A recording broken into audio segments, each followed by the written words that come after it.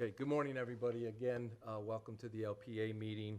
I'm going to do a call to order, and we're going to do the Pledge of Allegiance really quick, so please stand. I pledge Allegiance to the flag of the United States of America and to the republic for which it stands, one nation, under God, indivisible, with liberty and justice for all. Mr. Sheffield, may I have a roll call, please? Chairman Maturo. Here. Vice Chairman Lowen. Here. Member Lombardo. Here. Member Doogie. Here. Member Cola Pietro. Member Bornstein. Note that we do have a quorum. Yes, and those two absent members did report their absences and let us know that they weren't going to be here. Okay, before we get to public comment, Mr. Sheffield, do you have anything that you want to add? Yes, so Member Bornstein did send an email to me, Chairman, and he asked me to forward it to you. Of course, I did not do that because of sunshine issues, but I would like to, at this open meeting, give you the email that he gave to me to give to you. It's comments regarding one of the agenda items.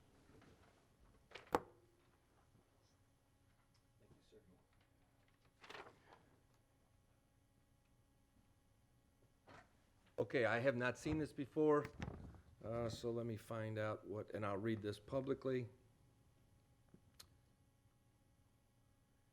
As I explained earlier, I probably will not be able to attend. Let's see. However, I would like my feelings known regarding the tabled issue of changes to the code regarding the riparian lines. After reading the emails, the attachments from John, and having a limited number of dock owners queried, if I was able to be at the next meeting, I would vote against the proposal. Please forward this to Jeff. If allowed by the Sunshine Law, ask him to make any feelings known at the meeting. My feelings known. And that's it. Thank you, Bob. This is from Bob Bornstein. So thank you, Bob, and we have his here, public record. Okay. Public comments.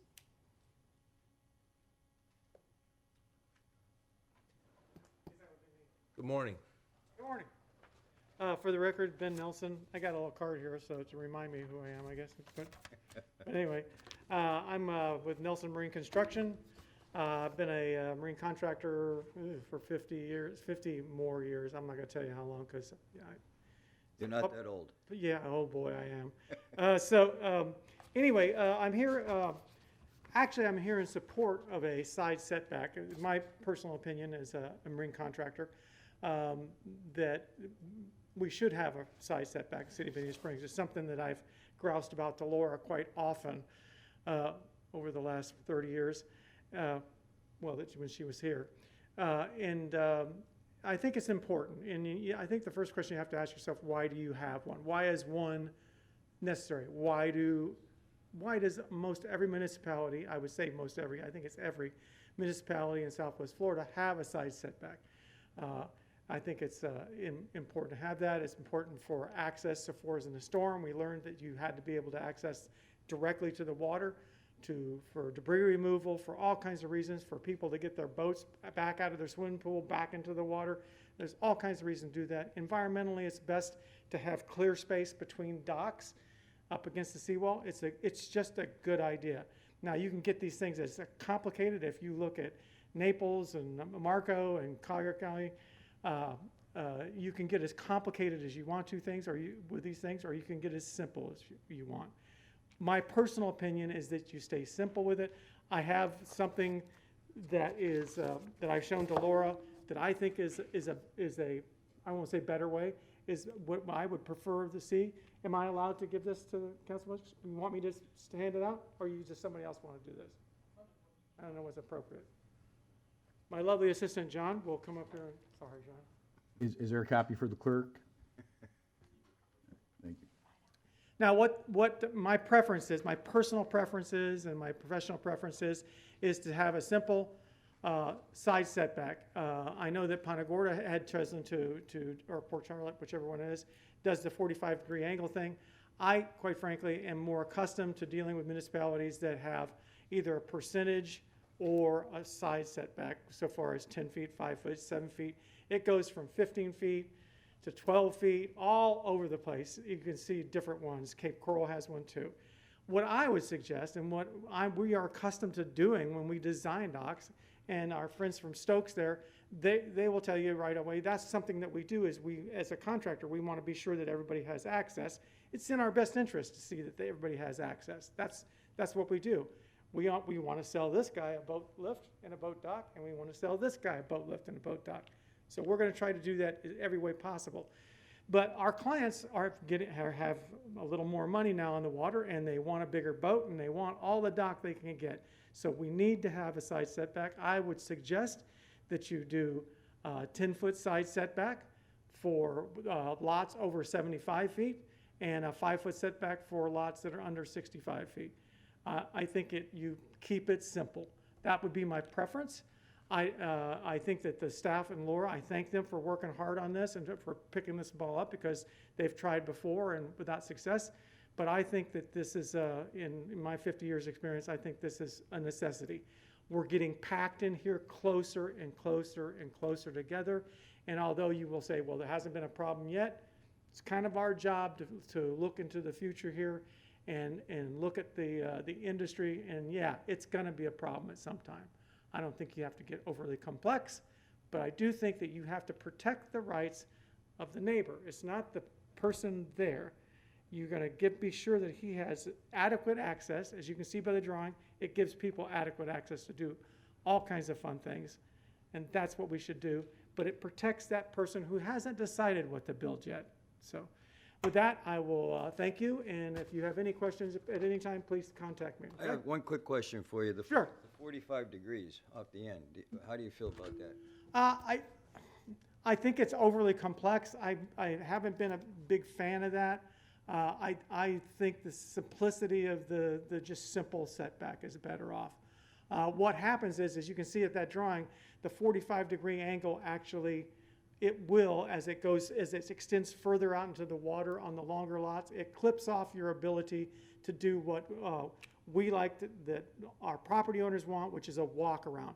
They want to be able to walk past the bow of their boat, walk on the other side to access their lift motor, to access to put a cover on their boat, and plus to be able to go out there, walk around, and once they get the boat lift there, to go fishing and to, temporarily moor a boat there so somebody comes to see them or something like that. That little V that you see that's not hatched in, that is precluded, I believe, unless Laura will let me know if I'm mistaken. It seems to be precluded by that 45-degree angle.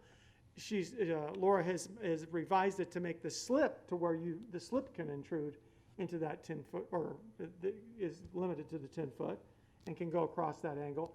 But the dock still can't, and I think it's important to allow that dock to be able to walk around. Thank you. And you still have access. Thank you. Thank you very much. I really appreciate your time. Thank you. Next. Morning. Good morning. For the record, my name is John Seekman. I'm here on behalf of Stokes Marine. We're a local marine contractor. We've been in business for about 20 years, and we've done a lot of work in Southwest Florida. I spoke at the last LPA regarding this proposed change. I was the one that did email the LPA the aerial overlays of the proposed changes of the 45-degree angles on an aerial, just for a quick reference on the impact it would have. Regarding the change that we saw come out this week with the revised proposal, in our eyes, it's pretty much the same thing. We saw going out, it allowed out to 30%. The only issue we have with that at the local level, it's giving us more room, 30% in lieu of the 25. The issue we do see with that is at the state and federal level, the DEP and the Army Corps, they still stop us at 25%. So although we could get approval at the local level, state and federal, we're still bound to the 25%. As Ben mentioned, if setbacks, if there's been a line drawn in the sand and the setbacks do need to be revised, would be in support of a more simplistic approach with standard setbacks rather than the 45. We'd like to see nothing change. If anything could happen right now, we'd like to see the LDC remain as written, no changes, just keep it the way it is. But if that line's been drawn and we do need to make a change, we are in agreement with Ben that let's take a more simple approach rather than the 45 degrees and then the geometry that would get applied to end of canals for determining your build zone. So, thank you. Anybody have any questions? No, thank you. Thank you, sir. Thank you. Thank you. Chairman, I do want to mention that City Attorney Rooney is participating in this meeting via Zoom. So if anyone has questions for the city attorney, he is here. Derek, can you still hear us? I can hear you, and you have the right to ask me questions, but not the obligation. Okay, thank you, sir. John, Morning, Mr. Chairman. I just want to shift gears real quick and take a moment for procedure, and then we're going to get back into, I'll reintroduce some of the docs, and we're going to get right back into it. So if you will look at the slide up there, what I want to refocus this group on is your charge, and I think you are recently familiar with exactly what we're going to be doing in terms of how we evaluate proposed land development code changes and different things that come before you. So we will probably be modifying, and I say probably, it's just a matter of how much we will be modifying our presentations to you and how they relate to the comprehensive plan, and also be looking at more of a direct correlation between some of your motions for consistency, whether they are or are not consistent with that document. So we are going to be presenting a little bit more information along those lines, and we would hope that you would be able to provide a motion, a clear motion saying yes, a proposed ordinance is consistent with the comprehensive plan, or no, it is not. If there is an additional motion that deals with the functionality of an ordinance or concerns with how the implementation would affect a certain area, that motion is also welcome. We have seen those before, and we will present both of those to the City Council.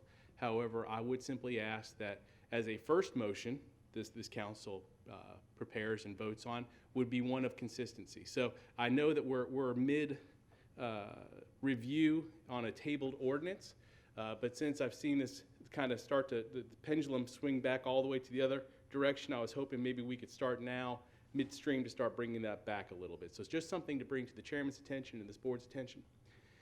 And dealing back with, with this proposed ordinance that's before you today, everyone has an opinion on how the dock should be handled, including your staff. That's no surprise.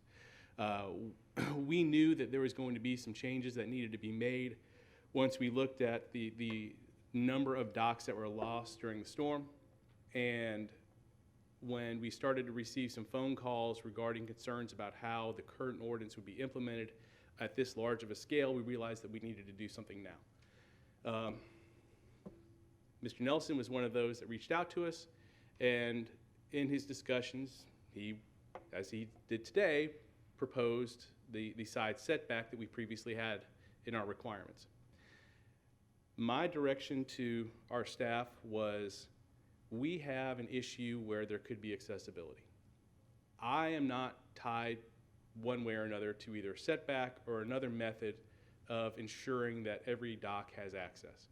What I do want is something that's very clear, that can be easily implemented, and that will give everybody the greatest dock area as possible, not preventing access to the canal or waterway, or preventing their neighbor from accessing their dock.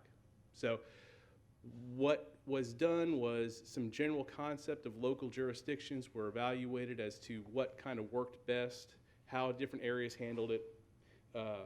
What's presented to you is a form or a version of what's done in Punta Gorda. And in that area, they deal with a lot of the same types of water bodies, a lot of the same types of issues. And as a result, when we looked at how it would be implemented, it was our opinion that that was one of the best ways to handle it. If this board feels, going back to the slide, one, we feel that this is consistent with the comprehensive plan. However, in a second motion, we feel that there should be a setback, or we feel certain changes need to be made, or we feel that this ordinance is perfect as written. You can make that determination. So our goal, I don't think, is any different than anybody else's here. But when it comes to implementation, when it comes to regulations, everyone's going to have their own opinion on how best to handle it. And honestly, I think the best way to handle it is one that's able to get out there and people understand easiest. So if you have comments along those lines, we're open to receiving those. However, at this point in time, you have our recommendation. We've had some discussions. I know that a few questions that were brought up last time dealt with smaller, older lots and how this new ordinance would be implemented there. We have taken a look at those, and I think that we're going to include some of that information in our presentation, but just so everyone has a level of comfort before we get started, we do have an administrative variance provision in this language that would allow somebody that's negatively impacted to apply through that process so that we can mitigate those impacts. So, with that, I won't get myself in too deep, and I'll turn this over for the experts. Thank you.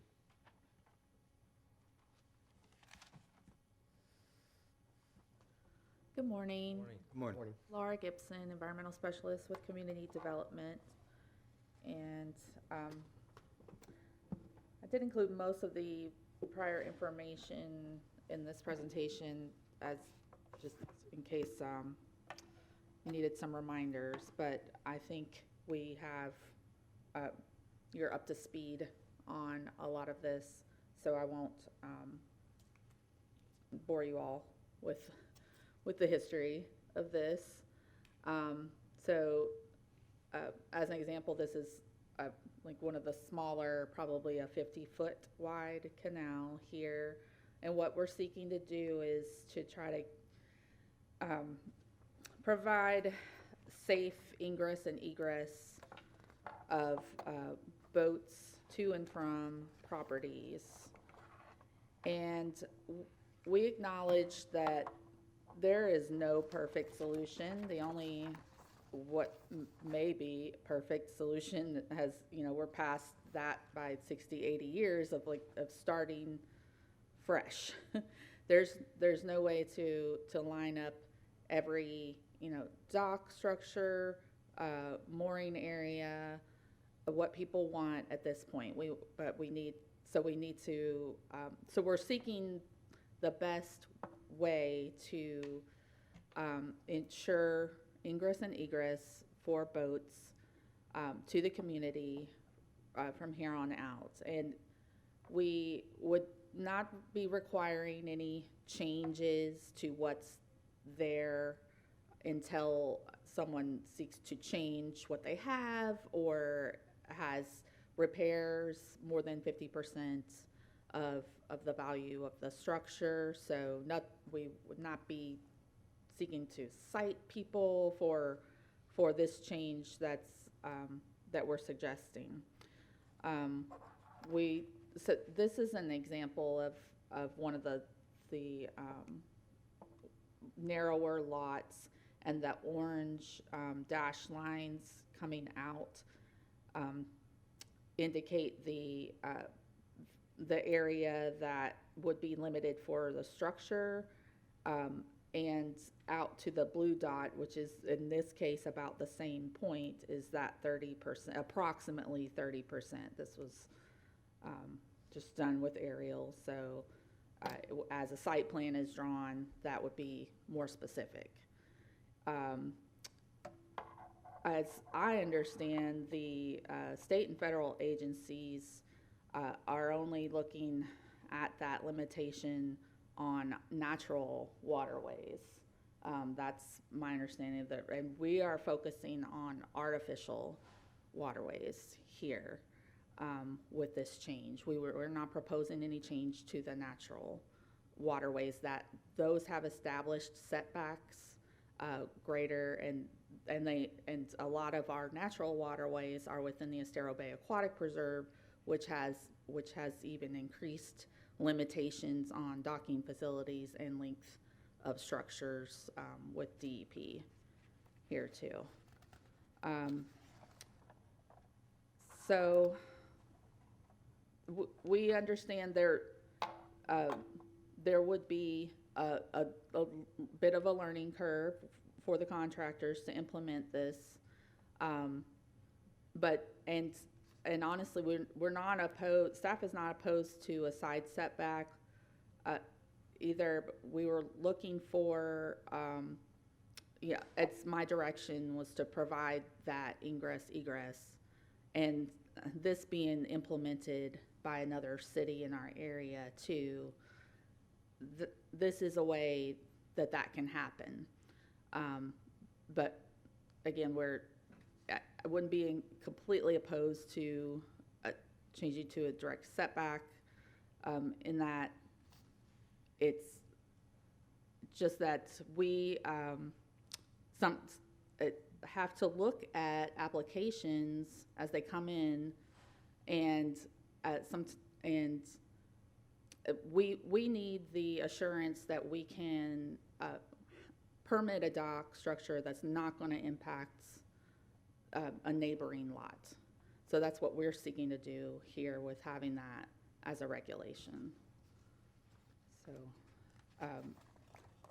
I think that's, and then we did have a few other changes, just minor changes from the most recent update in 2021, just from the implementation that we were seeking to make and to clarify for that, not directly related to the setback concerns that we went over.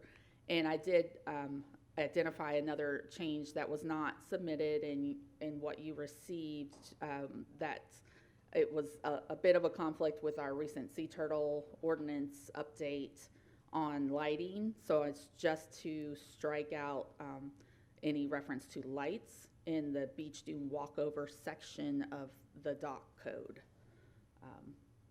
So that's all I have for you. If you have any questions, please. I have a question, thank Sure. you. How many docks right now do we have that aren't in compliance with the new LDC, and are those all gonna be grandfathered in? If the changes go through now, we haven't done an analysis on how many are, we would call them non-conforming, not out of compliance. And they would be grandfathered in unless they wanted to come in and make an addition, modify it more than 50% of the value. It was destroyed and they had to rebuild. Correct, yes. Thank you. And then we have a joint use agreement as well, like it's usually done when we have a duplex situation on two lots. Neighbors will come together and decide they want one dock to use for both property owners.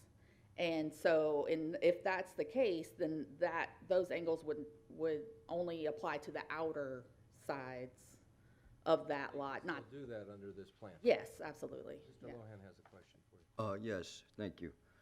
The one size fits all on a 50-foot or 100-foot or 75-foot lot, explain how that works in your mind. Because a 50-foot lot, when you do the 45 degrees and setbacks and all that stuff, you've limited extremely the size of a boat dock.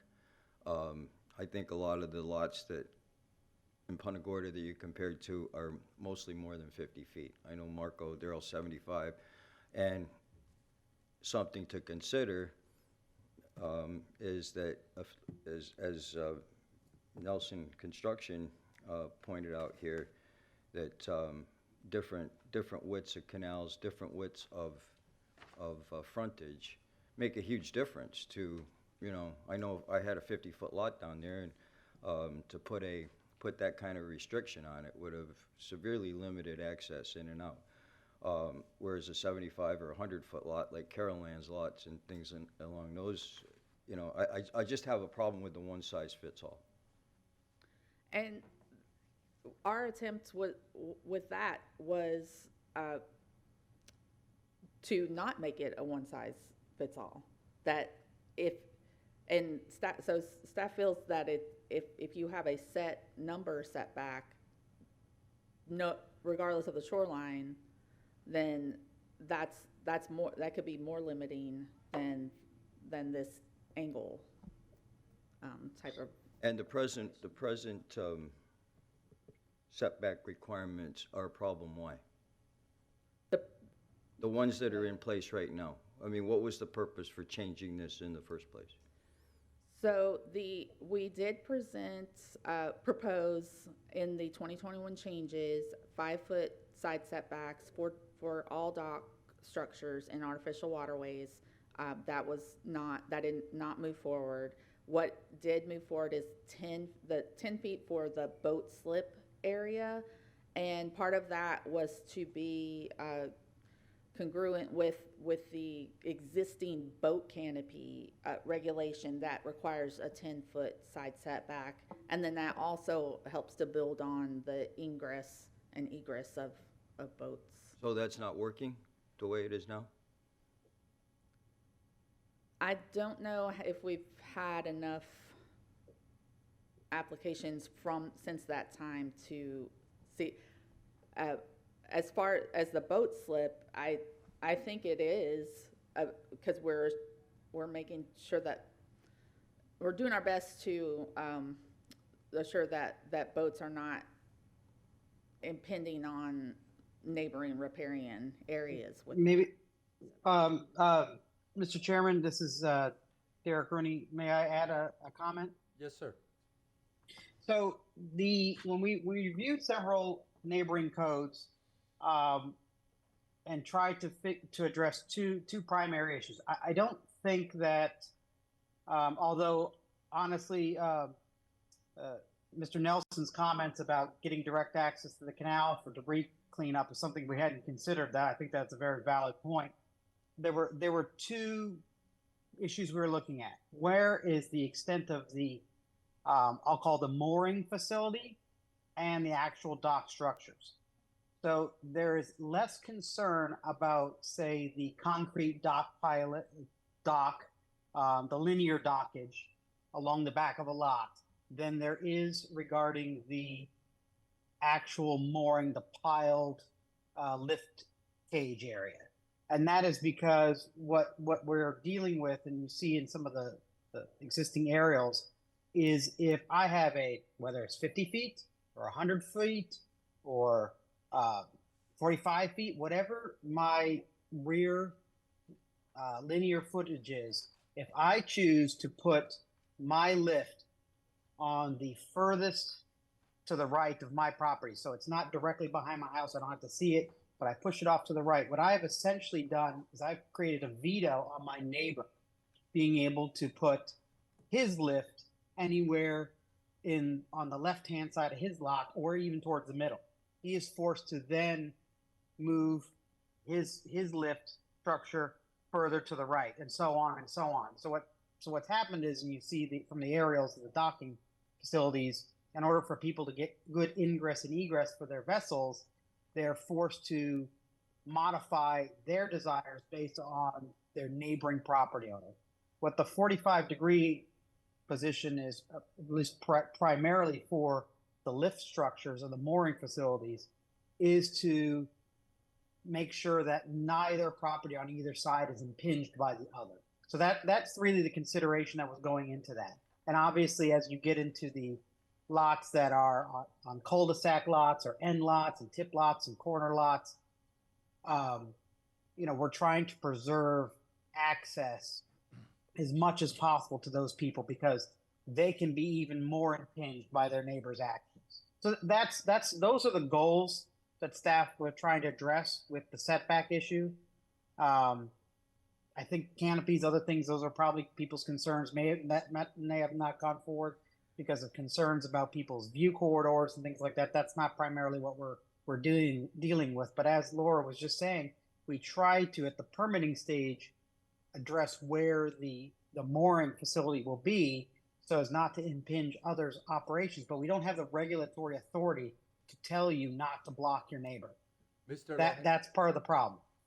Okay, thank you. Mr. Lohan has a quick question. Well, why doesn't the 10-foot setback on both ends solve that problem that you were talking about? I don't understand. I'm missing something where you say somebody wants to move a dock to one end or the other so they don't have the view from their house. The 10-foot setback on both sides eliminates that problem, and I'm just curious where we have a problem with the current situation versus the proposed one. Sorry, John. No. I was going to let him answer it. I was going to follow up. No, I think it really depends on the lot configuration, the vessels involved. I mean, if I myself have a 24-foot boat. If I only had 10 feet on my side and 10 feet on my neighbor's side, I would have a interesting time docking it. But I'd ask Laura to address that. And quite frankly, I do like to hear what the dock contractors have to say. I mean, they're doing this day in and day out. Exactly. Just as a quick point, in addition to that, when you start looking at the 50-foot wide lots, it doesn't matter whether there's a setback or a buildable area, it's all looking to accomplish the exact same thing. And we can go round and round as to which one is better. If you want to do a setback, you need to make sure that it's adjustable. 50-foot wide lots in the corner of a canal are not going to be treated the same as some place that has additional width or additional area. It's because that creates the exact problem that you are just concerned with.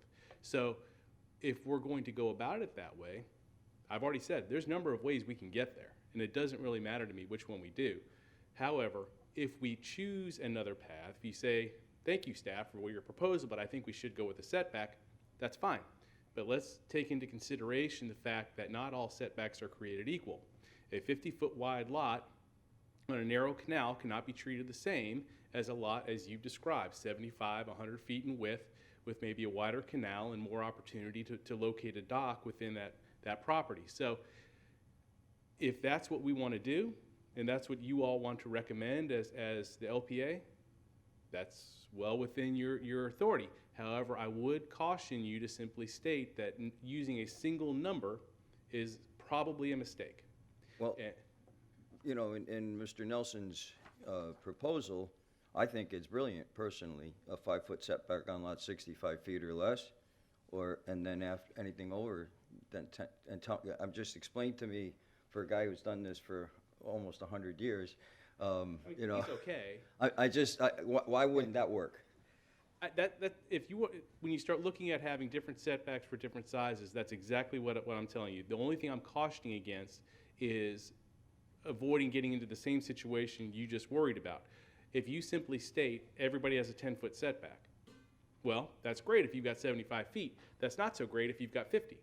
So as long as that's in the back of our minds and it's something that's included in a proposal, I don't have any really issues with that. Well, the problem with a solution with a setback means that the dock can't be built longer than that. The boat can still use that 10 feet on either end to get in and out, okay, because you're going in and out. That's the purpose of it, yes. And so I don't see, I'm not sure why the current ordinance that we have, or maybe some adjustments on setbacks might be the answer more than doing this 45 degrees. I really believe the 45 degrees is a problem. I think you can, personally, I think you can do either one, you can get to the same place. If you're more comfortable and this board is more comfortable with setbacks, so be it. That's fine. Would one of the contractors or both of you care to comment? Thank you, John. Thank you.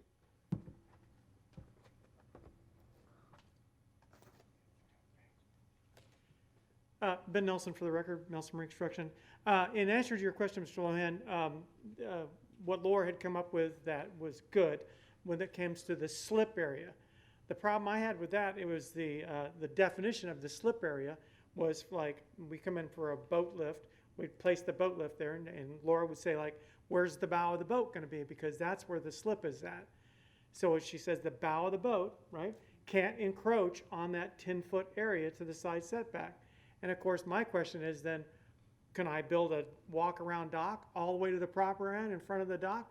The answer is yes. There's no preclusion to building a permanent structure on the property line, but you can't have your boat bow stick over there? Doesn't make sense.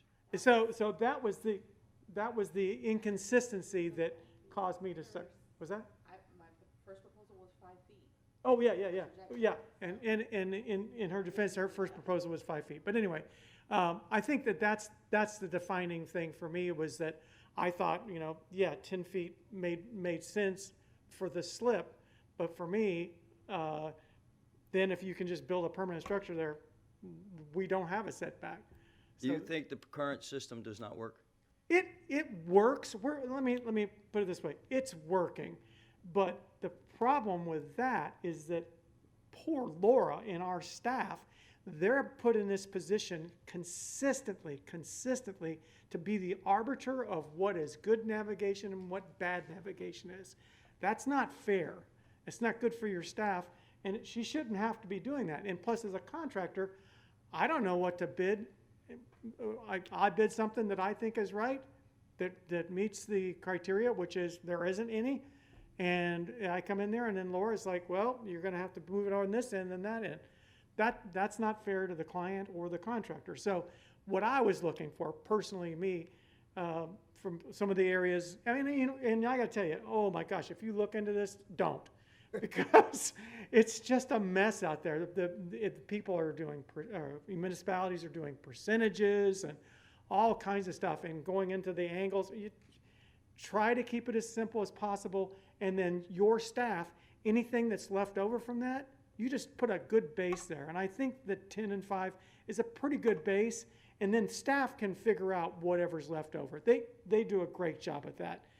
If that, even that is gonna block somebody off, they're not gonna let it happen. So, thank you. Thank you, Mr. Nelson. Thank The- you The very way much. it's written, John, it's my understanding that the way you have it written for us to look at is if there's variances or someone has a problem, they can come to you guys and have it updated if they need to.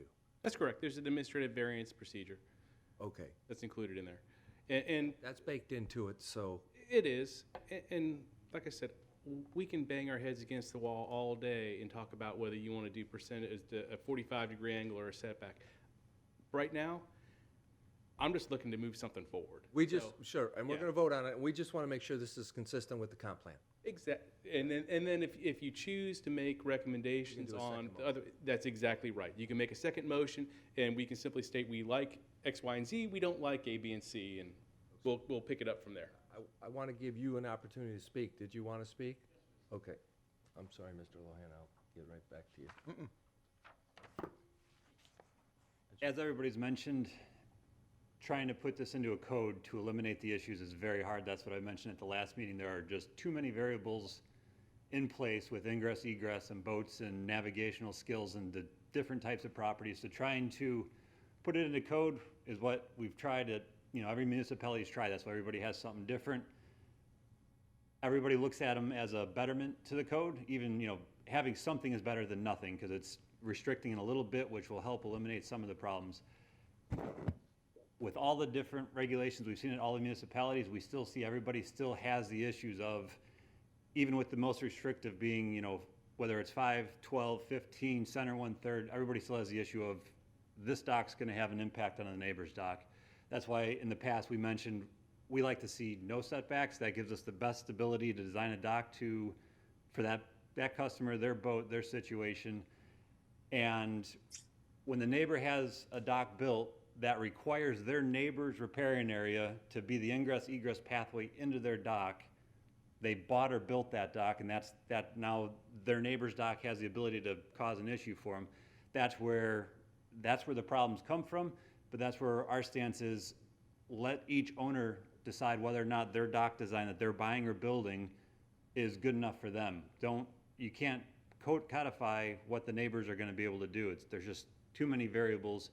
So it is very messy. There's just so many moving parts to it. So that's why we're asking for leave it as is, or like Ben mentioned, come up with a simple design. And there are 5 or 10 feet. That is much more simple in our minds rather than the 45 degrees. When we design a dock, a lot of people like to see the wraparound docks, the section in front of the bow that wraps around the outside so that they can wash their boat, wax it, put a cover on it. The 45-degree angle riparian lines cuts off that outside corner, so we'll be restricted to a captain's walk section and a boat lift on a lot of lots, not all, but some. So having regular setbacks still allows us to shift it over and still get the wraparound dock, which you do see if you scroll up and down an aerial. You'll see a lot of people like those wraparound docks, so that's kind of our thought on that. Thank you very much, sir. Mr. Lohan, did you wanna say anything? No, I think I agree with what he said. I have just one question with the 30%, 25%, the natural waterway, artificial waterway. How you thought it fits that? How does that tie into the comprehensive plan between local and then state and federal laws? Hi, so the comprehensive plan really does not speak to much at all concerning single-family or docks. It's really focused on multifamily and marina type boat facilities.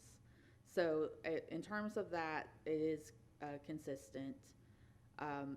Again, Estero Bay Aquatic Preserve DEP allows 20% length, and so we have built in to that section, that it's 30% unless otherwise restricted. So that would be the 20%. They also have no more than 4-foot depth allowance too for boat slips, which is limiting, especially in the wider portions of the river and the bay. And it's my understanding that that's the 25% is only otherwise applicable to natural water bodies. Have you had experience with that in artificial as Yeah, I can explain a little bit on it. as well? Yeah, so the way the Florida statute's written, it is on sovereign submerged lands, natural water body, it is 25%, that's written in stone. When DEP reviews applications on artificial water bodies, they still apply the 25% rule from the sovereign submerged lands on artificial water bodies. Part of their review process is when we apply to the state, we get our federal authorization typically with our state application. It's called SPGP, it's the State Pragmatic General Permit. When they do the federal review portion of their state review, they have to prove that there's they have to prove their center 50% of the water body is reserved for navigation. So typically we're on an artificial water body, the 25% rule comes into play because they have to maintain 50% in order to give the federal approval on it. The only time we can get around or get past 25% on an artificial water body is if there's extenuating circumstances, being typically natural resources, extensive mangroves, or for some reason if you had oysters or seagrass but an artificial water body, I can't personally think of an example where there's seagrass in an artificial canal. So usually if we're on a man-made canal, the 25% is applied. Unless they had mangroves or something on site, then additional projection could be considered, but it's all has to do with maintaining the center 50% of the canal for navigation. Thank you. Thank you. Thank you very much. Mr. Sheffield, are we in a position now to make a motion on this? Anybody else have any? Okay, I'm gonna make a motion that this land development code amendments are consistent with the comp plan. So all in favor, say aye. We need a second? Oh, sorry. Is there a second to that motion? Mr. Lombardo? All in favor? Aye. Aye. All right, motion. Aye. And Bob's is a no. Mr. Bornstein voted no. No, he does not get a vote, because he's not present, but those were just his comments. Okay. So that motion does pass in 4-0. Okay. Yes, sir. Now, at this time, just to follow up briefly on John's comments, if are there any considerations that the LPA would like the city council to consider or staff to consider, possibly working further with the marine contractors on some clarifications? Now would be the time to make those recommendations. Okay. And just as a little clarification on that, if you can make that in the form of like a bullet point type motion, we're not looking to rewrite code in the middle of a meeting, but if you have issues that you would like addressed, or if you would like certain things that you would like modified, if you could phrase it in a general topic, and we'll go about making those changes. You want that done now, or you? If you would like to do it, then yes. If you don't want to do it, then it's not required. What you have, and then we'll let Mr. Lohan speak. I think what Mr. Nelson came up with makes a lot of sense, the 5-foot and the 10-foot, rather than the 45-degree. And I'd like to see that implemented. So a little assistance would be, I'd like to recommend that staff take a look at how the proposed setbacks could be fit into the current structure to make sure that everything lines up and we're not putting one section that doesn't agree with another section. But if that's the motion, we'll go back, and as opposed to a 45-degree angle, we'll start looking at a setback Yeah, okay. development. Yeah, all right, so I'm gonna make a motion for just that we do away with the 45-degree and we go to simplification of the 5 or 10 feet. Mhm. Anybody want to second that? I'll second that. All in favor? Aye. Aye. Aye. All right, Okay. Thank you, sir. thank you. Thank everybody for this confusion. All right, so we're done with that. Thank you, gentlemen, for coming.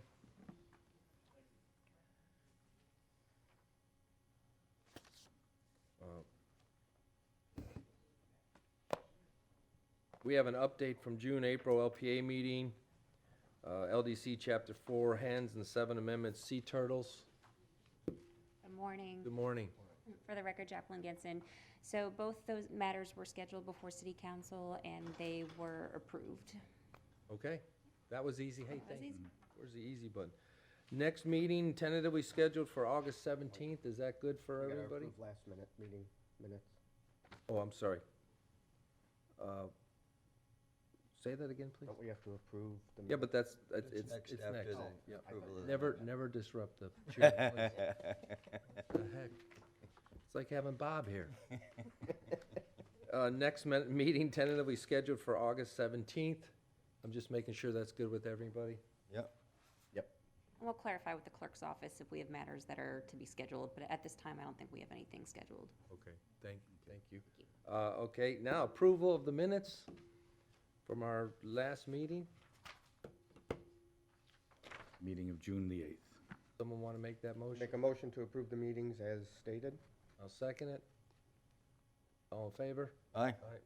Aye. Okay. And thank you, everyone, for John and your staff, thank you very much. Hope now we're moving forward. Thank you, everybody. Meeting adjourned.